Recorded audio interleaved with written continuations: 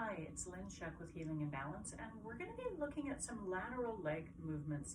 And the reason we're working on these is a lot of people don't have a lot of strength in this outer area. It's very tight, and we actually need to use it more, not just massage it out. It's tight from lack of use. But the other thing I come across a lot is people go to take their feet wide, and when they do that, they have to pitch forward because they don't actually have the mobility to take their legs this wide and get their pelvis upright. So this is 3 variations on some lateral leg movement. The first one's going to be done standing. You'll want a wall to hold on to or a chair, but you'll also want a block. So I'm going to try and keep my torso as upright as I can. I'm going to take my leg directly out to the side, and I don't want to tip over. I want to see how high can I lift my leg without moving anything else. I mean, I have to shift weight onto my leg, but other than that, then I'm going to put this block. I'm grabbing the short end of it, putting it at the bottom end of my thigh, and I'm going to press the block and leg into each other hard.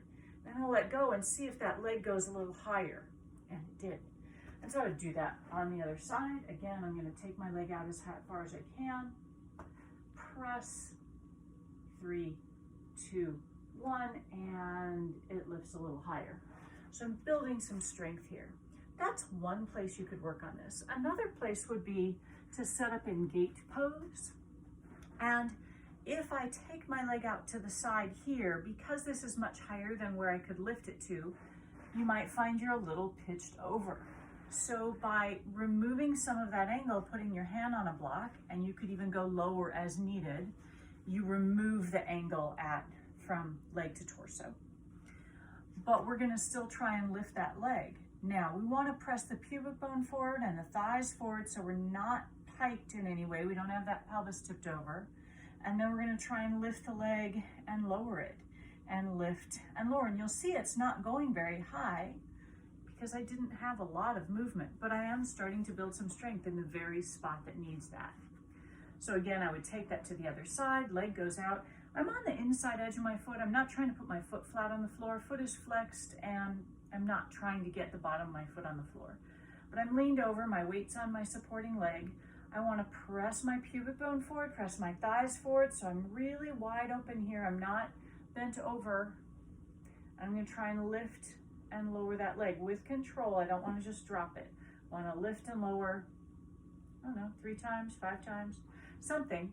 Work on that. You could build up in repetitions, that would work. And you could also start to come higher.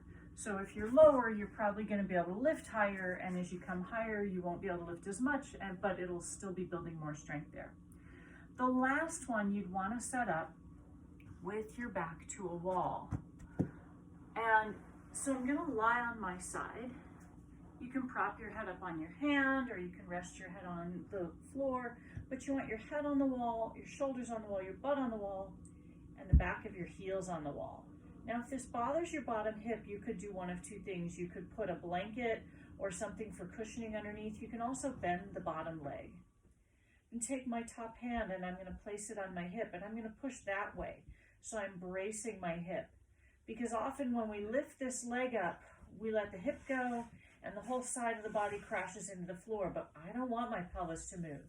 I'm sliding my foot up the wall and lowering it, and I'm using my hand to anchor my pelvis. I'm pushing my hip that way. And by keeping my head, my shoulders, my pelvis, and my foot on the wall, I'm not risking that bent forward position where I work not truly in a straight line. And again, you would flip over onto the other side, making sure your head, your shoulders, your butt, and the backs of your heels are on the wall. You could bend that bottom leg or not, but without any rotation, anchoring your pelvis with your hand, lifting and lowering. So you should not feel the side of your body press into the floor. It might be on the floor, especially if you're lower, but it's not dropping into the floor. You're holding that pelvis still. There you go. That's 3 different variations to build some strength in that outer hip and thigh, which eventually will lead to being able to set up in a wide stance and be really upright. You'll get a little more mobility in the pelvis so that you won't get stuck, not all the way up or have to narrow your stance. Okay, that's what I got for you. Go.